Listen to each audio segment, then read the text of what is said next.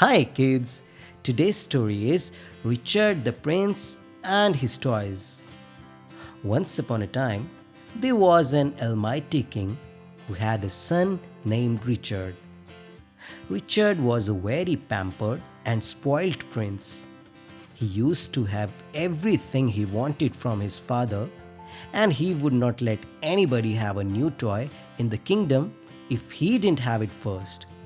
So, if any child wants to have a new toy, they must buy two and give one to the prince. One day, a strange toy maker who created the most unique and brilliant toys came to the kingdom. The prince really liked the toys that he invited him to spend an entire year in the castle, subject to the condition that he would make a unique toy for him every day, and in return, the king would make him wealthy. My toys are very special and need an owner who will play with them. So, will you be able to devote yourself to each toy every day? Of course, I will. I'd love to. From then on, every morning the prince received a new toy, and for him, every day the toy maker delivered a toy better than the previous ones. The prince seemed very joyful, but the toy stock kept growing, and after a few weeks, there were too many toys to play with every day. So one day, the prince hides a few toys in one corner, hoping that the toy maker wouldn't get to know. However, when it was night time and the prince was ready to go to bed, the hidden toys lined up in front of him and one by one demanded his playtime.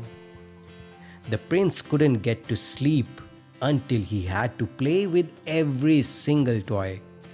The next day, tired after playing, the prince slept till the afternoon. And in the next half, he would receive a new toy and then play with all the toys he had. Once again, he played late at night and was so tired the next day. From then on, every day was a little bit worse than the one before. The prince was so drained and sleepy, he barely had the time to study or do anything else. To make matters even more worse, the toys were getting more and more angry because the time he spent playing with them was becoming shorter and shorter. After a few weeks, he didn't have time to bathe, eat, talk, or even sleep. He was constantly changing and playing with toys, just like a terrible dream.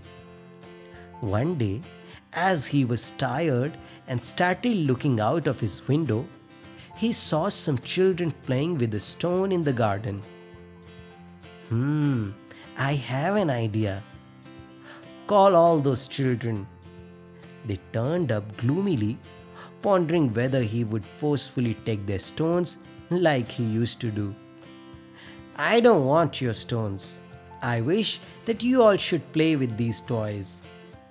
When they finished playing, the prince let them take the toys they liked the most. His idea worked well. Now the prince could enjoy himself without having too many toys to play with. Even better, he had new friends now. From then on, he did the same thing every day and invited more children to the castle to share his toys. After 365 days, when the toy maker came to goodbye, he had converted the palace into the best playroom in the kingdom and happy children all around. The moral of this beautiful and inspiring story for children is to learn the importance of sharing and caring.